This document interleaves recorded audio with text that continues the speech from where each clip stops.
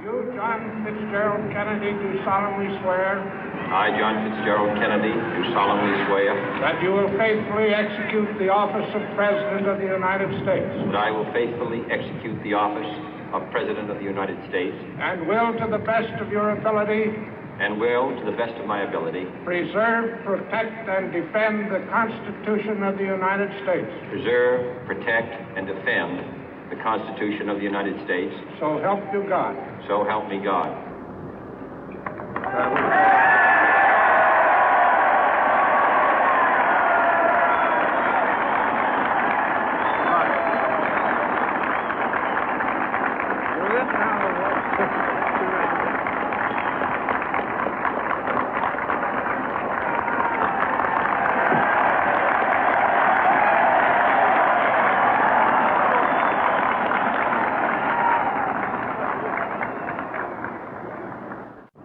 Vice President Johnson, Mr. Speaker, Mr. Chief Justice, President Eisenhower, Vice President Nixon, President Truman, Reverend clergy, fellow citizens.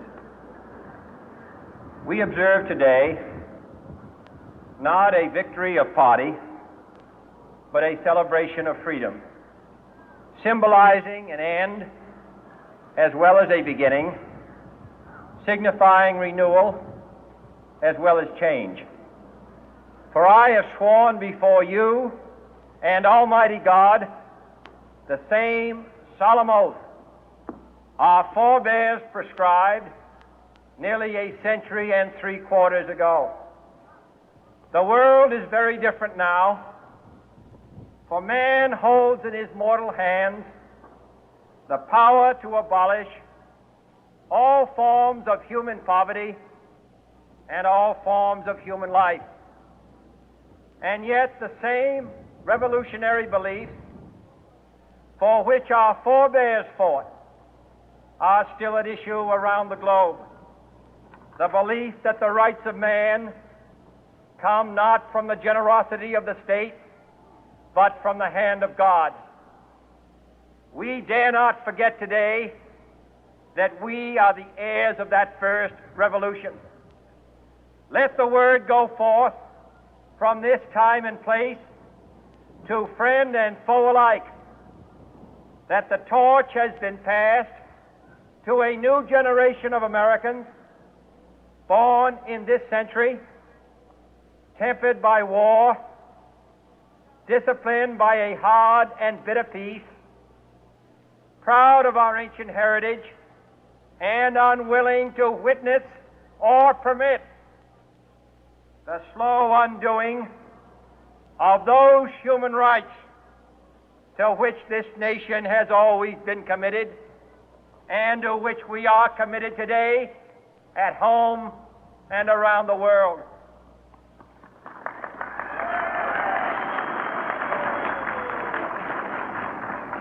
Let every nation know, whether it wishes us well or ill, that we shall pay any price, bear any burden, meet any hardship, support any friend, oppose any foe to assure the survival and the success of liberty.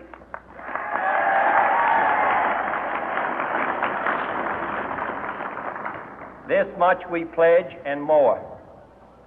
To those old allies whose cultural and spiritual origins we share, we pledge the loyalty of faithful friends. United, there is little we cannot do in a host of cooperative ventures. Divided, there is little we can do, for we dare not meet a powerful challenge at odds and split asunder.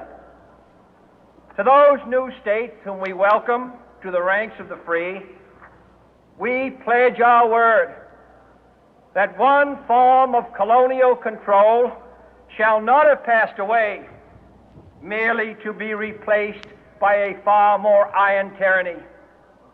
We shall not always expect to find them supporting our view, but we shall always hope to find them strongly supporting their own freedom, and to remember that in the past, those who foolishly sought power by riding the back of the tiger ended up inside.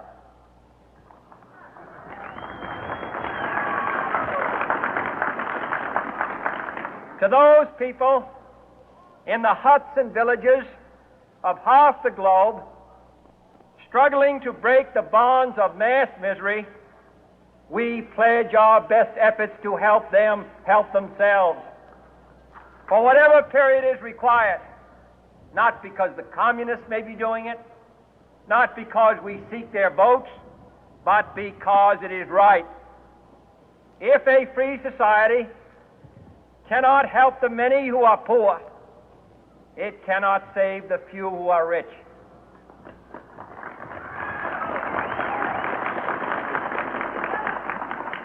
To our sister republics south of our border, we offer a special pledge to convert our good words into good deeds, in a new alliance for progress, to assist free men and free governments in casting off the chains of poverty.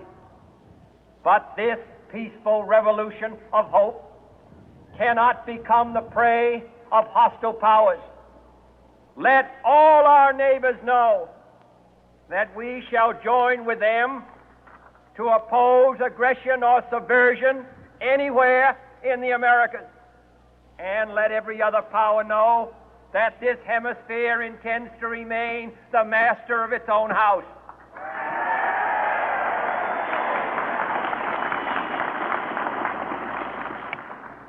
To that World Assembly of Sovereign States, the United Nations, our last best hope, in an age where the instruments of war have far outpaced the instruments of peace, we renew our pledge of support to prevent it from becoming merely a forum for invective, to strengthen its shield of the new and the weak, and to enlarge the area in which its writ may run.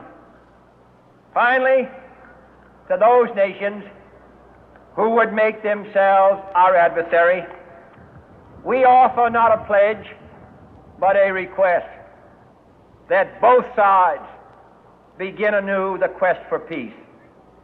Before the dark powers of destruction, unleashed by science, engulf all humanity in planned or accidental self-destruction, we dare not tempt them with weakness, for only when our arms are sufficient beyond doubt can we be certain beyond doubt that they will never be employed. But neither can two great and powerful groups of nations take comfort from our present course, both sides overburdened by the cost of modern weapons, both rightly alarmed by the steady spread of the deadly atom, yet both racing to alter that uncertain balance of terror that stays the hand of mankind's final war. So let us begin anew, remembering on both sides that civility is not a sign of weakness, and sincerity is always subject to proof. Let us never negotiate out of fear, but let us never fear to negotiate.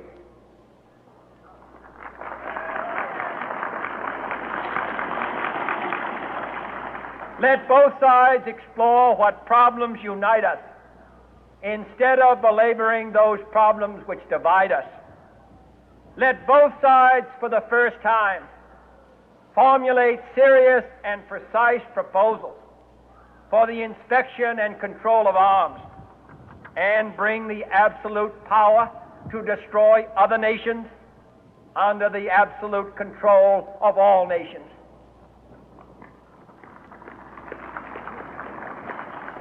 Let both sides seek to invoke the wonders of science instead of its terrors. Together, let us explore the stars, conquer the deserts, eradicate disease, tap the ocean depth, and encourage the arts and commerce.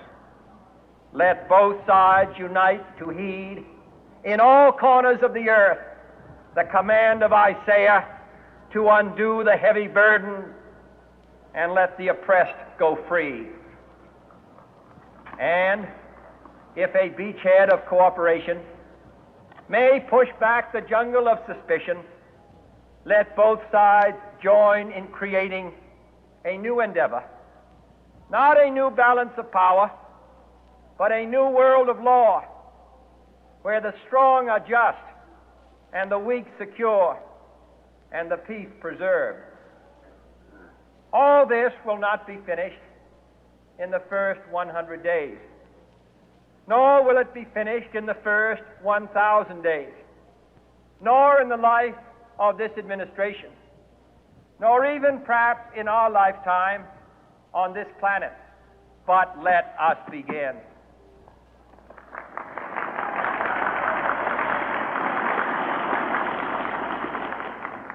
In your hands, my fellow citizens, more than mine, will rest the final success or failure of our course.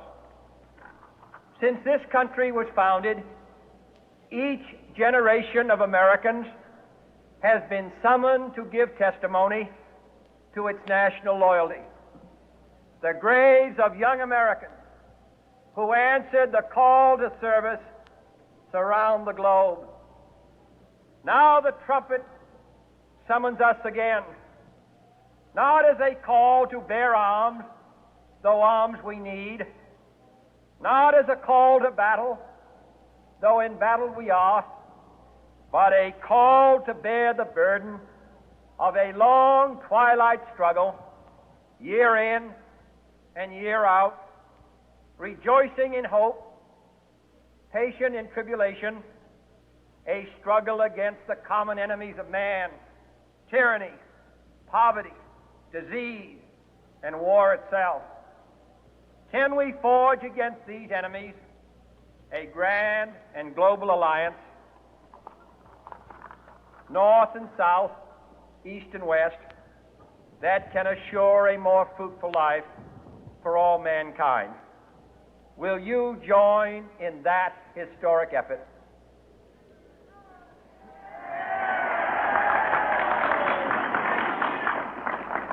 In the long history of the world, only a few generations have been granted the role of defending freedom in its hour of maximum danger.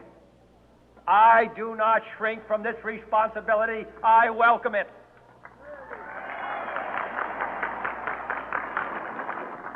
I do not believe that any of us would exchange places with any other people or any other generation. The energy, the faith, the devotion which we bring to this endeavor will light our country and all who serve it. And the glow from that fire can truly light the world.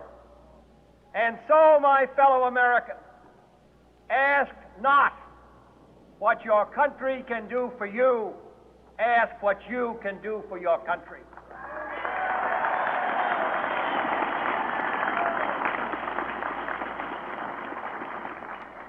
My fellow citizens of the world, ask not what America will do for you, but what together we can do for the freedom of man.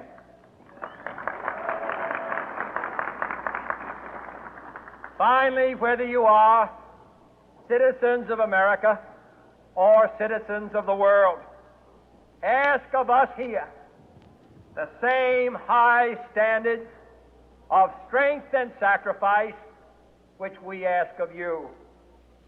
With a good conscience, our only sure reward, with history the final judge of our deeds, let us go forth to lead the land we love, asking His blessing and His help, but knowing that here on earth God's work must truly be